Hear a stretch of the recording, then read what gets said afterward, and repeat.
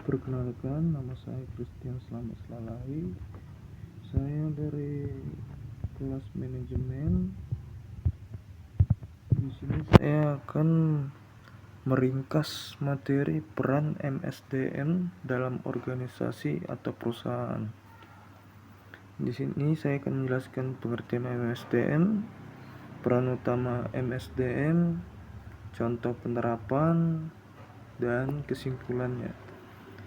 Pengertian MSDM, pengertiannya secara umum ialah proses mengelola, mengatur, dan mengembangkan tenaga kerja dalam perusahaan agar mampu bekerja secara efektif dan efisien untuk mencapai tujuan perusahaan. Menurut pakar ahli Gary Dessler, MSDM adalah proses memperoleh, melatih, menilai, dan memberikan kompensasi kepada karyawan. Menurut Edwin B. Flippo, MSDM adalah perencanaan, pengorganisasian, pengarahan, dan pengendalian tenaga kerja.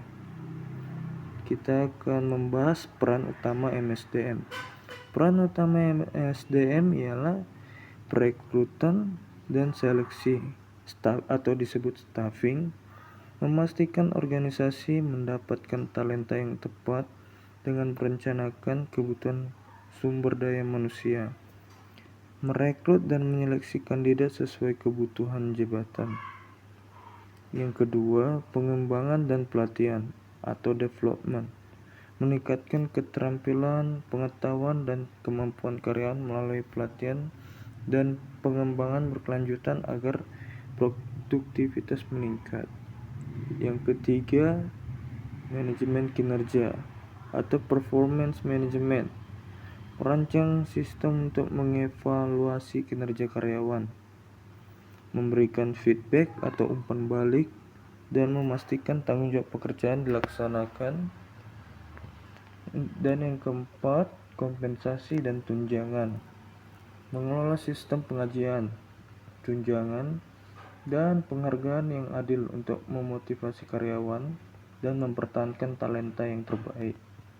Yang kelima, hubungan karyawan atau employee relation, membangun suasana kerja yang positif, menangani konflik, dan memastikan kepatuhan terhadap peraturan ketenaga kerjaan. Peran strategi, menyelaraskan strategi SDM dengan strategi bisnis perusahaan untuk memastikan keberhasilan jangka panjang. Di sini kita akan masuk ke contoh penerapan. Contoh penerapan MSDM yang pertama ialah perencanaan dan pengadaan, rekrut atau disebut recruitment dan selection. Penerapan ini fokus pada bagaimana perusahaan mendapatkan talenta terbaik. Contohnya, sebuah perusahaan teknologi menggunakan platform DLN dan algoritma AI untuk menyaring kandidat yang memiliki keahlian spesifik dalam bahasa pemrograman tertentu. Yang kedua, pengembangan karyawan atau training dan development, fokus pada peningkatan kapasitas intelektual dan keterampilan teknis. Contohnya, perusahaan manufaktur mengadakan program upskilling bagi operator mesin lama untuk belajar mengoperasikan mesin otomatis berbasis robotik.